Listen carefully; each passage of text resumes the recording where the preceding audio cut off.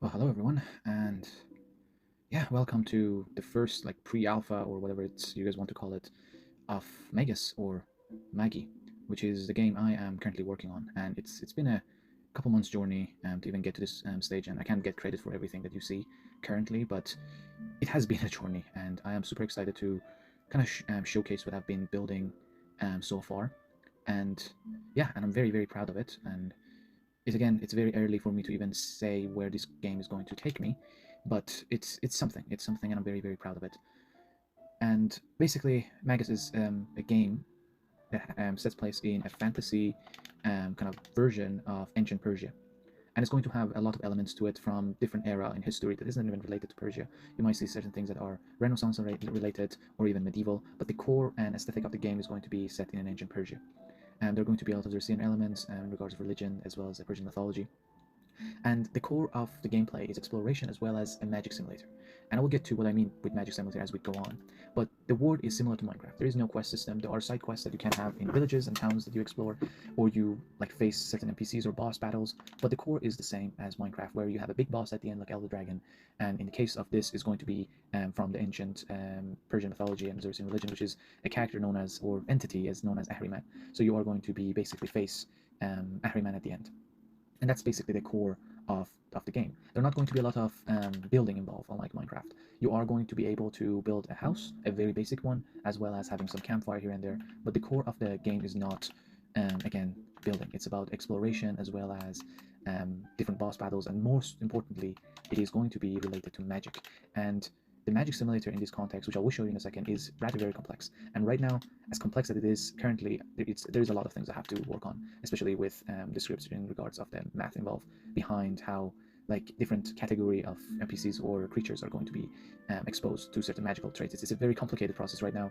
I have gone through many approach to make it as clean as possible, and so far it has not been the cleanest. But again, I'm very proud. It's this just the magic aspect of the game was just literal 2 months of me working like 4 or 3 hours a day just trying to figure out. Another thing that took me a long time, and it shouldn't have because there are a lot of assets, is like terrain generation. Like you see how realistic the mountains look, and like we have these big deserts, and we have forests, and we're gonna have ocean as well. I don't think I will have cave system. I tried like in a very pre-alpha we had a cave system, but I don't like the interior as much.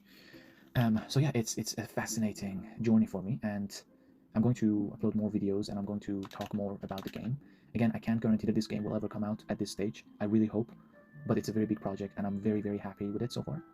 But enough of me talking about the experience. Let's just dive into what the game is actually about. So again, as I explained, it's Magic Simulator game, and you can't have a Magic Simulator game without magic. And right now, the layout is very ugly. It's going to be changed, but basically, I mean, it's going to be fascinating because there are not a lot of games like this, and I'm a sucker for runes and game and magic and all that. So in each town, right now you could do that anywhere. In each town, there are certain towers where you will face a priest, and around the world there are also I can't see any here. Um, if I could find birthplace, or if you play Witcher, they're called Place of Power, but in my basically game and lore, they're called the Birthplace. So they are the birthplace of fire, earth, and water. Water is the school of alteration, fire is the destruction, and earth is also part of alteration, but it's going to be in a different school. So as you can see, if you interact with them, you could potentially get a different form of a spell. And you could use all of these spells to make magic or spells. So you use these traits to create spells, and you could customize your spells. So now let's show that, shall we? And there are going to be different bosses right now. I was so lucky that the generation, these are also Persian zebras. I was lucky that the game put me next to a boss battle, which is this statue right here, which is Manticore, basically. But enough of that, let's create some magic. So right now, spell crafting is, I'm going to make a Birthplace of Fire and Earth. Water is self-casting, fire and earth is NPCs. Again, all of these are going to be changed. You could potentially have, like we have, so far we have these creatures. We have animal hybrid, which is manticore. We have demons. Demons are like thieves, dragons, humanoid, anything humanoid. It could be skeleton, could be humans, mammals, could be any animals that you see. And monster lore. Monster lore is a name tag I give to a major boss fights, which you will encounter very rarely around the world. Sea animals going to be ocean. They're going to be ocean in the game. They're going to be boat and ship, basically battles and things like that in a very pixelated style. And then we have sea creatures, sea monsters, again, like Karakan, I'm trying to do something like that. And spirits. Spirits are like humanoid and NPCs, but more complicated, and they basically work in a different way. We can have mana is again same as Maggie or Magus. So it says deals 32 damage and restores 13 mana. This trait affects mammal, sea animal, and animal hybrid. If you see like very like grammar or very weird text is because right now my module put the text from different either JSON or different form of text files and just grabs them and put it in like that. So they kind of look ugly. But yeah, so let's just use this traits. You can only have 3 traits. You could change the values as well, but then the amount of gems, which is currency of the game, like there are 2 currencies, which is gold and gems. Gems is used for spells and coins is for traits. And again, this is offline game. I'm not going to do some virtual currency like actually, but I just wanted to distinct these 2. And then slows enemy movement. We could use that. And then we're also going to, I don't want to shrink the enemy. Let's do throw feet away. So now we have all of these traits basically. We go to the main one, and here where it gets fun. Ta-da! We are now at where we can actually design the ruins of the spell. So right now we have layer 1. Ignore these texts. I tried to add a new language. It's very easy fix. I just want to get this video out. So these all will be fixed. And yeah, so we have different layers. One is clockwise, anti-clockwise, clockwise, etc. So let's make a very simple ruin, just for funsies. You can have a lot of things. You can have different symbols and all that. I'm going to add more to this list. Let's go with this. And then for colors, you could have the projectiles. I'm going to have purple. Impact, I'm going to have yellow. And creature tint, I'm going to have blue. And ruin particles, I'm going to have as red. And then I'm going to choose sound. I'm going to go with the frost sound. You can change the name as well, but I'm just going to finalize it. And then I'm going to apply it in both of my hands, right and left. Again, it's going to be a better UI system, but that's pretty much it. So now if I boom, boom, boom, boom, look at this, 2D and 3D. So now you have your hands up. Again, UI is going to change drastically. I just use, there was a template I found from Dark Souls, but it's not matching my game. Let's put this into the test, shall we? So again, my assets for the zebras are not great, but let's see. Okay, so the manticore is now attacking. You see that it came from the statue. Again, it's a 2D, 3D style pixelated, and I love it so far. Manticores are very strong, and they have poison attacks. Now I'm slower, but boom. So again, the math is wrong, but look, like when you impact them, it throws it, and it makes manticore slower. Boom. It happened twice.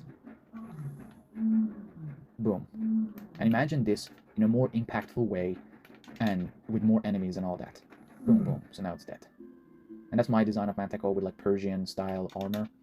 But yeah, that's basically the game. And there are a lot of things right now added. So like we have like slide, we have double jump, we have dash, and this is like cyberpunk style, by the way. Like when you could dash, they're going to be skill tree, and the skill tree is very different from other RPGs.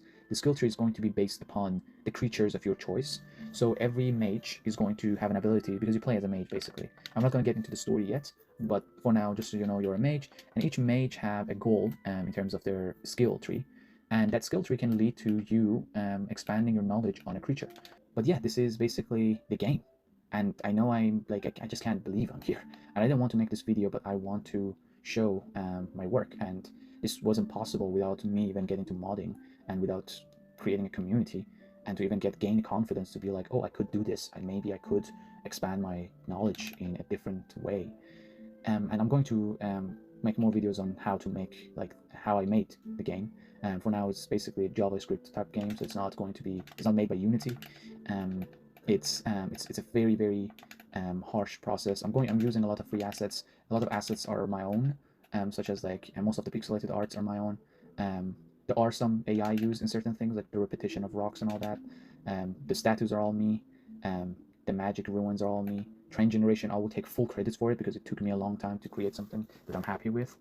There are also free assets that are non-copyrighted assets that the game will utilize.